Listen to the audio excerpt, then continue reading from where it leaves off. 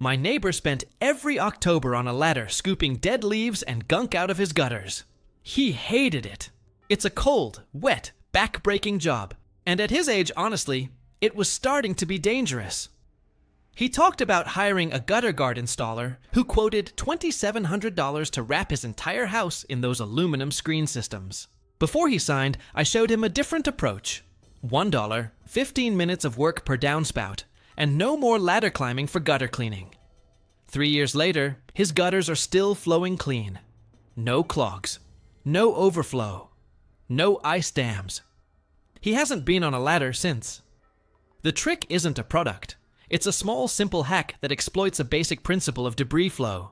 Let me show you what I did, and why a ridiculously cheap fix outperforms the fancy gutter guards. First, let's talk about what actually clogs gutters. The main culprit is leaves. Dead leaves fall from trees, land in gutters, accumulate, and when rain comes, they get wet and packed down into a dense mat. That mat blocks the downspout opening. Water backs up, and everything overflows. A secondary clog source is pine needles, which are small enough to slip through many gutter guards, but still thick enough to form blockages. Twigs, roof shingle granules, and bird debris add to the mix. The standard responses to gutter clogs are either manual cleaning, the cold and wet October routine my neighbor hated, or installing gutter guards of some kind. Gutter guards come in several varieties. Mesh screens that sit over the gutter opening. Surface tension covers that use the adhesive properties of water to pull rain around a curve while leaves tumble off. Aluminum foam inserts that fill the gutter. Prices range from $100 for DIY mesh to $3,000 or $4,000 for professionally installed premium systems. The premium systems work reasonably well. The cheaper ones have mixed reviews, and even the premium ones often need maintenance eventually. The $1 approach uses a completely different mechanism. Instead of trying to prevent all debris from entering the gutter, you simply prevent debris from clogging the downspout. And you do that with a small piece of mesh wire, rolled into a ball, placed in the top of the downspout. That's it. Really. That's the whole trick. Here's why it works. Leaves and debris can flow into a gutter freely. The gutter itself doesn't care about debris. What causes overflow is when debris blocks the downspout, the hole at the bottom of the gutter, where water is supposed to drain down and away. If you ensure the downspout stays open, the gutter can have leaves and twigs in it all day long, and water still flows through. The mesh ball acts as a cage that keeps debris from entering the downspout while letting water flow around it. And because leaves don't actually get stuck to the mesh ball, they just accumulate in the bottom of the gutter loose and dry, they wash downstream with rain, or blow out in the wind. Self-clearing. Here's what you need. A piece of hardware cloth or galvanized steel mesh with about 1/4-inch openings. A roll about 3 feet long costs $3 to $5 at any hardware store and treats multiple downspouts. Alternatively, you can use crumpled up chicken wire or even tightly bundled plastic mesh, though metal lasts longer. Wire snips or tin snips. Rubber gloves, a ladder for accessing the gutters. Step 1, if your gutters are clogged currently, clean them first. Scoop out accumulated debris. Run water through them with a hose to check flow.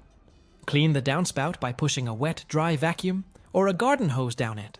Step 2, measure the diameter of your downspout opening.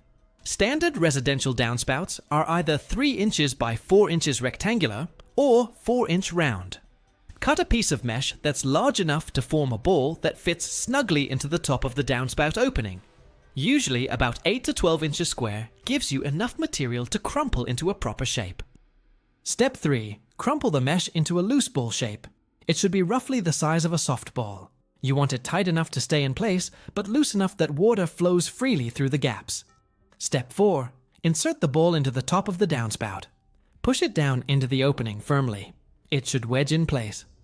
The top of the ball should sit slightly above the gutter bottom, about 1/2 inch to 1 inch, so debris can't slip underneath. Step 5. Repeat for each downspout. That's it. 15 minutes per downspout max, and you've dramatically reduced gutter maintenance for years. In operation, here's what happens. Rain falls. Water flows into the gutter, carrying any loose debris toward the downspout. Water flows through the mesh ball into the downspout and down the drain. Debris, including leaves and small sticks, hits the mesh ball and can't pass through. It accumulates at the bottom of the gutter near the mesh, but doesn't enter the downspout. When subsequent rain comes, water pushes loose debris toward the downspout, and a mix of water flow and wind clears the gutter gradually. For heavy storms, water level rises slightly around the mesh, but still flows through at a rate that prevents overflow. Over the course of a season, the gutter stays clear enough to function. You may still want to check and clear accumulated debris once a year, but instead of 3 or 4 inches of compacted wet leaves, you're dealing with a cup or two of loose dried leaves that are easy to scoop out. 15 minutes per year instead of 2 hours. And because the downspout itself never clogs, you don't get the overflow conditions that damage fascia, siding, and foundation. Now, a few honest notes and enhancements. For houses with extreme leaf load, like those surrounded by oak or maple trees, this approach alone may not be enough during peak fall. You may still need to climb up once during peak leaf season to clear accumulated debris. But the rest of the year, the mesh ball handles it. For homes with pine needle problems, the mesh needs to have smaller openings, because pine needles are small enough to slip through 1/4-inch mesh and still block downspouts. For pine-heavy areas, use finer mesh, around 1/8-inch to 1/16-inch openings. Or, for extreme cases, use a nylon stocking stretched over the downspout opening. It's not a long-term solution, but works for one season at a time. For homes with heavy sand or granule shedding from old asphalt shingle roofs, gutters fill with small particulate that doesn't blow away. The mesh ball approach still helps by keeping downspouts clear, but you may need to flush gutters with water periodically. For extending the approach, you can also add a simple leaf guard at the very top of the downspout opening for extra protection. A short piece of wire mesh wrapped around a wooden dowel, installed vertically inside the downspout opening so water flows around. It can catch small debris that would otherwise clog. For areas with ice dam concerns in winter, gutter ice is a separate problem.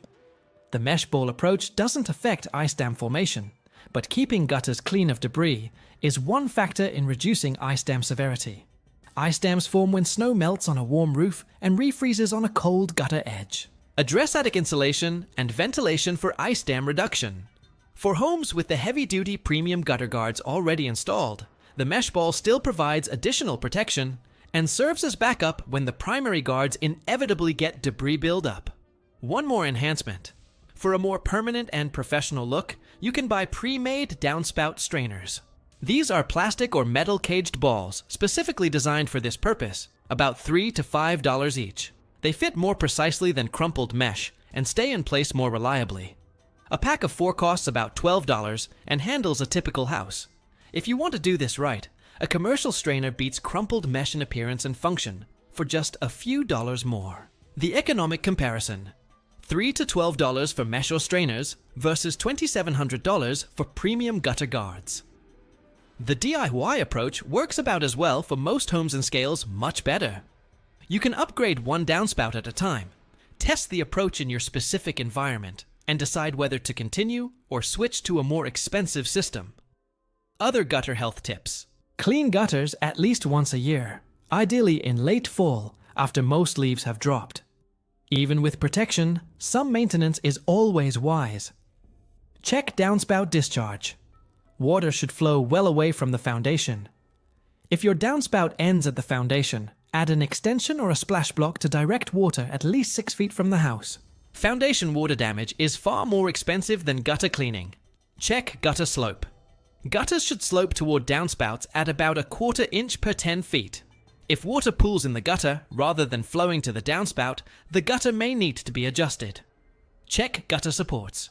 Gutter hangers loosen over time, and gutters can sag, creating pooling spots. A deck screw or a new hanger re-supports sagging sections for pennies. Seal gutter leaks. Small holes or split seams can be patched with silicone caulk or a specialty gutter sealant, about $5. And for older gutters that are beyond repair, replacement is about $5 to $15 per foot installed, which is a real cost but manageable compared to water damage from broken gutters. The big picture is this: gutters are not glamorous. Nobody gets excited about gutters but they protect your house from water damage that can easily cost tens of thousands to repair. Keeping them functional for the least possible effort is a high-value skill. If you've been dreading gutter cleaning or thinking about an expensive guard system, try the mesh ball approach first. For a few dollars and 15 minutes per downspout, you might solve your gutter problems for years.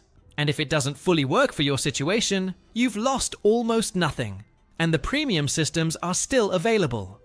But most likely, you'll be back indoors on the couch after a 15-minute job, watching the rain, knowing your gutters are handling themselves. While your neighbor is still on the ladder in the cold October drizzle, wondering if he should have tried the cheap thing first.